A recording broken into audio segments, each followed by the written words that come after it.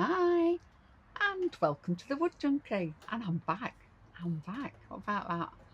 So, just unplugging everything here because Billy's left it plugged in. And I'm just measuring, got a ruler, I'm just measuring the distance for a piece of wood to put a stop block in. So I'm putting a stop block in because it's easier to do repetitive cuts. Oh, I'm not very good at eyeballing it yet either. So stop block is perfect for me. Looking for a piece of wood to use for a stop block out of a huge scrap pile. There you go, just putting that up to the end of the line.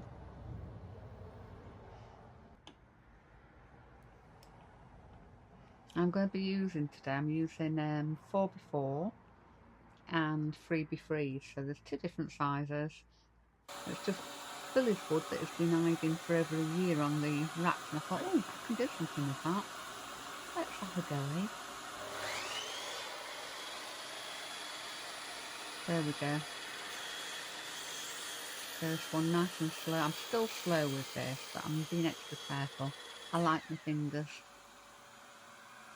Just make sure that the blade stops. That's to stop it any kickback. And again, see, it's so easy to butt it up to the stop block, the piece of wood, and you put the right size every time. For me, it's easy. You might be able to eyeball it and do it a lot better than I can. Oh yeah, look, there you go. Very much appreciate if you subscribe. It's free. Free is good when you're a Yorkshire gal, you know. We like free. So I said you've got 4x4 and 3x3. And 3x3 is quite chunky as well, you'll see them in a bit. Another cut and wait for it to stop. There we go. I'm still shocked whenever I've done anything. You can see the difference in size there. Obviously, more chunky 4x4. And I did cut a lot of them. This drill press, it's quite light actually. If I can lift it, it's light because I'm a wimp.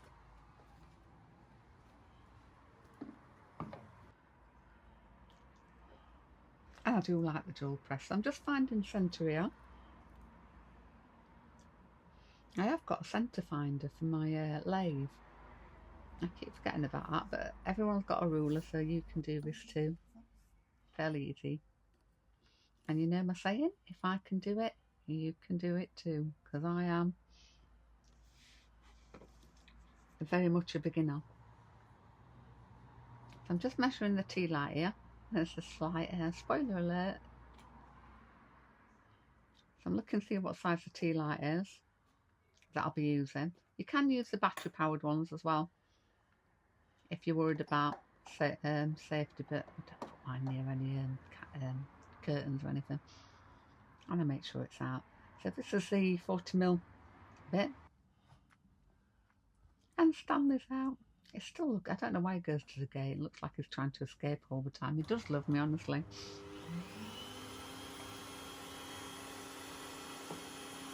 Again, I've got a stop block up there to make it easy, so I'm putting it in the centre. And this drill press is brilliant. It's like cutting through butter.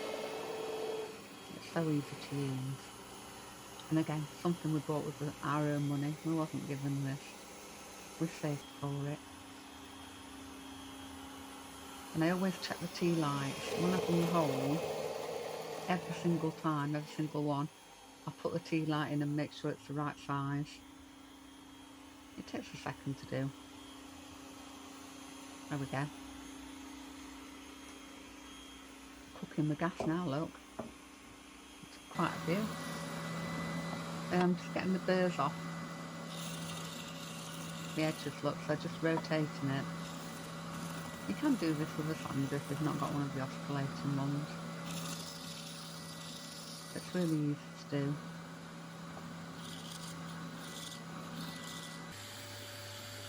And there we go. Tell you what, do you know this mat? I don't know what they call the mat. That's the sandpaper I'm using. The mat is brilliant.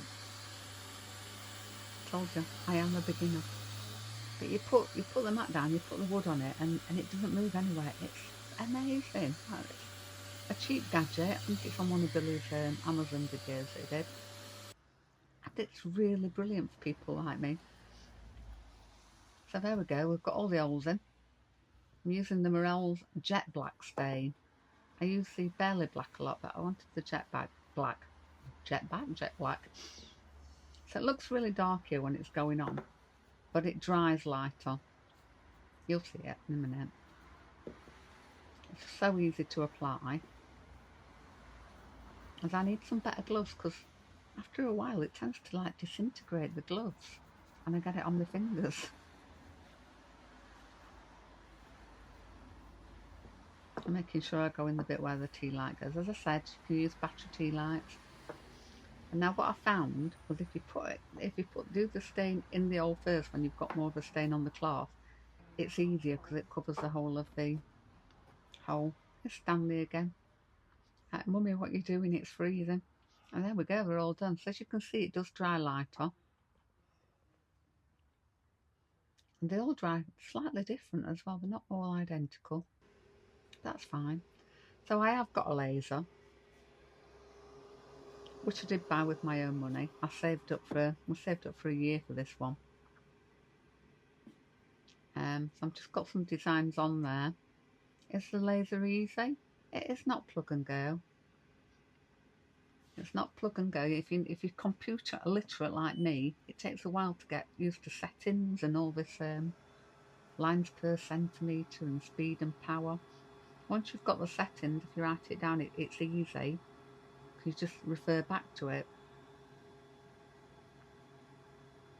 So I'm doing memorial candles, look, as you can see. So these are like mum. I've been asked for a mum one. And just lovely phrases, something that you can keep, and they're quite chunky and nice and lovely to have. So one's for Billy's mum, my dad, and just nice sayings. Now these will be on the website. If you're in the UK and want to buy one of these from me, I'm more than happy to make you one. Of course I am. And it helps support the channel. You can have all sorts. I've done pet ones as well, where I've got for my Max that passed about 5 years ago, which is rather nice. I've got everything's engraved. Throw around my house, it's everything. Anyway, thank you for watching. We really appreciate your support.